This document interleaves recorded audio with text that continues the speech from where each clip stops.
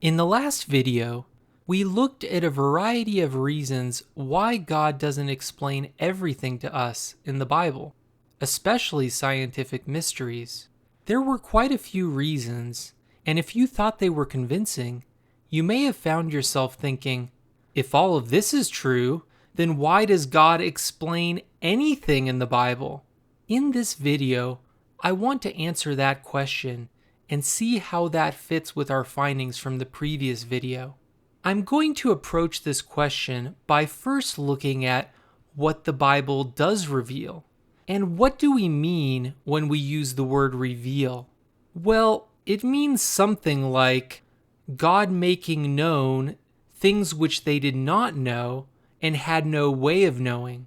So while there are historical facts like Mount Ebal, the Battle of Megiddo, or the gruesome death of Jezebel, which might be a surprise or revelation to us, these and similar examples should not be considered for this discussion. So what has God revealed in the Bible to his people? I broke it into these basic categories: how we should relate to God, how we should treat each other, purpose, and how things are. As I was thinking about this, I realized that commands actually have an interesting relationship with revelation. We don't really think of commands as having any informative value. To us, it's just do this or do that. We might think of it as being related to power or dominance if it's related to anything at all. But actually, it is related to teaching. We are born into this crazy world where people do just about anything that's physically possible. If we are left to our own, we will be confused and guided only by whims and impulses. God's commands show us what we should value. In fact, there's an ongoing debate about how best to translate the word Torah. It is often translated as the law, and there was certainly this legal aspect to parts of it, but it is suggested that it should be more properly translated as the instructions.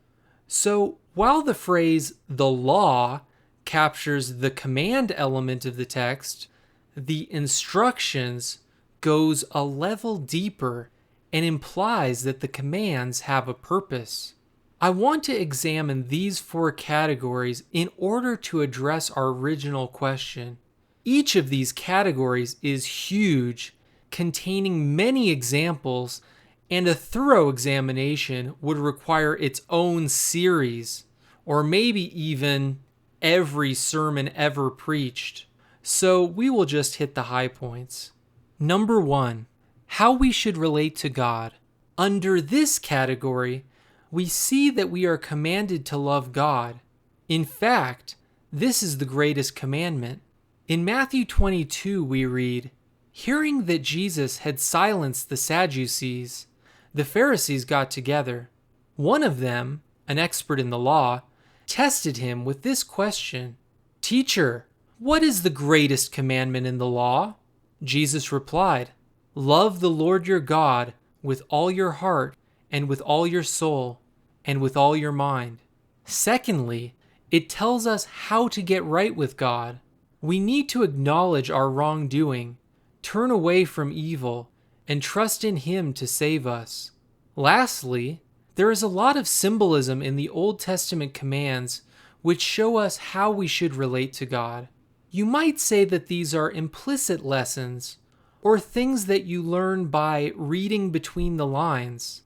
This is a big topic, and there may be some debate about individual examples. But I think that, for example, the Bible teaches that we are to conform to God's expectations, not to our own. It teaches that we should be giving up aspects of ourself to fulfill a greater purpose, and that we can consider these as gifts to God. These implicit lessons put us in our proper place and combat our natural tendency towards narcissism. Number 2, how we should treat each other. In the Bible, we are commanded to love others. Again for Matthew 22, Jesus replied, Love the Lord your God with all your heart, and with all your soul, and with all your mind. This is the first and greatest commandment. And the second is like it, love your neighbor as yourself. All the law and the prophets hang on these two commandments. In the same way that we are commanded to love God in the previous category, we are commanded to love each other in verse 39.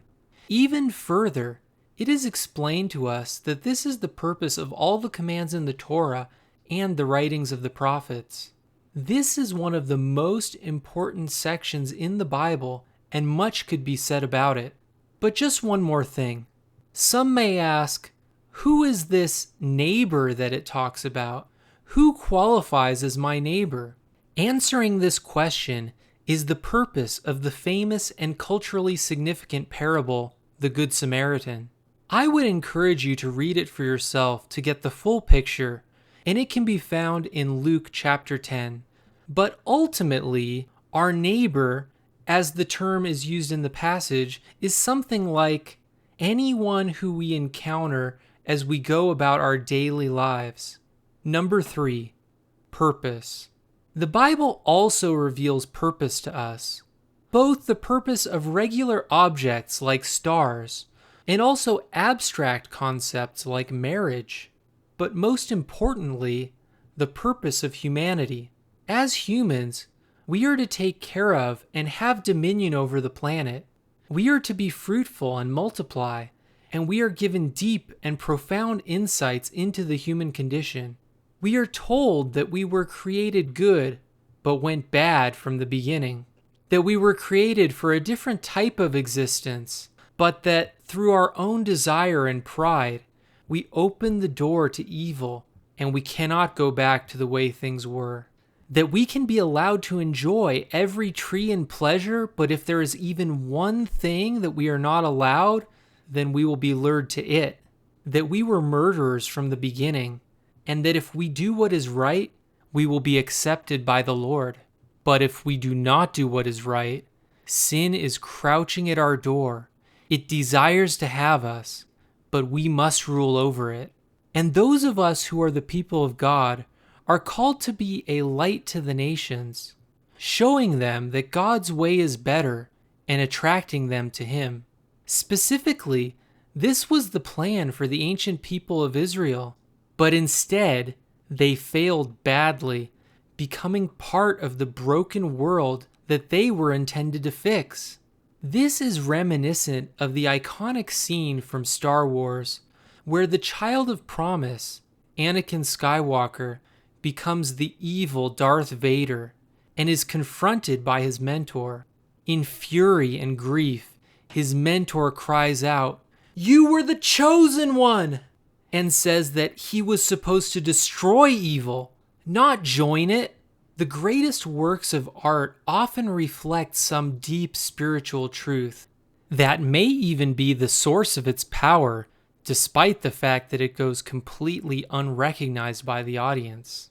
The failure of the chosen people was rectified in Messiah, the true servant of God, who was offered all of the power and riches of the world in exchange for his corruption, but who instead shoved it back in the devil's face and became the light of the world. All these things help us understand our place in the universe and give us the meaning and sense of belonging that we all need. Number 4, how things are. The last category of things the Bible reveals is how things are. This would include aspects of the physical structure of the universe and what kind of things exist, what we would call science and metaphysics. Of all these sections, this is the one I am least confident about. There are certainly many places where you could argue for scientific content in the Bible, and so I am hesitant to say that there is none. But most of the things that come to mind are definitely debatable, and most of the best examples are usually not so much a direct revelation, but rather as a consequence of what the Bible says. Like, well, if that is true, then this must be how the universe is. For example, some of God's commands regarding clean and unclean things may be rooted in scientific knowledge about microbiology. Now that we know about microbiology, we can look at these commands and understand their scientific foundation. That scientific foundation would have been a revelation to the ancient people, and from their position, it may have been perceived through the text itself, but only dimly. Out of all the different types of revelation we have considered, this subsection of scientific revelation is the focus of the argument in the previous video. The argument presupposes this kind of revelation to be very likely, but when we look for examples, they are at least not as abundant as in other categories. But I might be wrong about this. Let me know in the comments if I missed anything. What the Bible does reveal much more about the way things are is about the divine nature, what we might call theology, that there is a God, what his character is like, how he is similar to us, and also the ways in which he is different, how the powers in heaven are arranged, and how Jesus acquired all power and authority. And definitely, a lot of the Bible is dedicated to this kind of revelation. So this is my breakdown of the major revelations in the Bible. I'm sure I missed something obvious. Let me know in the comments. Now that we have reviewed what the Bible does reveal, let's remember why we got here. In part 1, we considered the claim that the Bible obviously did not come from God because if it did, it would contain more scientific content. Then we examined a number of reasons why God might not have explained more science, contradicting the argument. So, do those reasons apply equally to the kinds of things the Bible does reveal? First of all, does it spoil or ruin the cosmic drama to tell humans that they should love God and love their neighbor? To tell them how to get right with God and that their lives have purpose and meaning? To tell them about God's character and how the heavenly powers are arranged? If it does spoil the drama, it certainly doesn't spoil it in the same way it does to reveal all scientific mysteries. I do think there is an argument that any information from above would impact the drama to some extent, but the kind and degree of impact depends on the information given. Think about it like this. Survival shows on TV are very popular. In them, they send people out into various, often dangerous parts of the world with some supplies and expect them to fend for themselves against the wildlife and the elements. It is a kind of challenge and adventure. It is supposed to simulate a real-life possibility. What if you were out there with no help from the outside world? Would you make it? But of course, there are cameras following them which might cause them to behave somewhat differently, and they do have medical checkups to ensure that they don't actually die. These are reasonable and necessary parts of doing an experiment like this. And while you could argue that they change the outcome, these effects should be de minimis, and the main project remains largely unperturbed. But there are things you could do which would completely undermine the whole project, such as supply the survivor with an RV, or give them a 6-month supply of canned food. So it is not simply a question of whether support or information is given, but what kind and degree is given. We could think of this as a hierarchy of goals. It is important to the producers of the show to simulate a survival scenario as realistically as possible. But it is even more important to them that they film it so that they end up with a show to reward their investment. It is also more important to them that no one dies during the shooting of the film. So, in order for the project to be viable, all of the goals must be satisfied as well as possible, but some concessions may need to be made to fulfill higher objectives. Similarly, the cosmic drama may have been better satisfied if God never revealed anything to us. But it was more important that he taught us the basic tenets of morality so that we would stop badly abusing each other, and it was also more important that he taught us about himself, that we might know and trust him. While these do represent concessions to the cosmic drama, They keep it mostly intact in a way that giving Bronze Age people cars and bomber airplanes would not. A second point was that the ancient people might not have been ready for modern technology, and that it might have been dangerous for them, like giving children dynamite. Would it have been similarly dangerous to tell them about God, and that they should treat each other well? Not at all. If anything, the opposite is true. It is dangerous to leave people without purpose and without any concept of morality. We also said that some scientific revelations would be useless because the audience wouldn't understand them, that the ancient people would not even have a framework for understanding concepts like atoms and general relativity. Is this true of the Bible's revelations also? While I do think that some of the material in the Bible is cryptic and not easily understood, much of it is written in plain language. The text even takes efforts to explain the meaning by comparing spiritual concepts to real-world examples that we understand. That's what parables are. And even the parts of the Bible which are difficult to understand are often deciphered through meditation or further study of the text itself. By contrast, if Genesis contained a chapter on quantum physics, it would be unintelligible for thousands of years, in addition to being of very little value. But the revelations we're looking at are easily understood and very useful. Having considered all of this, what should we say?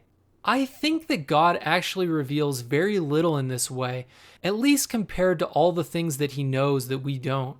But what he does reveal tends to be very important, things like purpose, how to treat each other, and how to regain harmony with the universe through reconciliation with him. So finally, this is the purpose of revelation, that we may follow God's instructions. As it says in Deuteronomy 29, the secret things belong to the Lord our God, but the things revealed belong to us and to our children forever, that we may follow all the words of this law.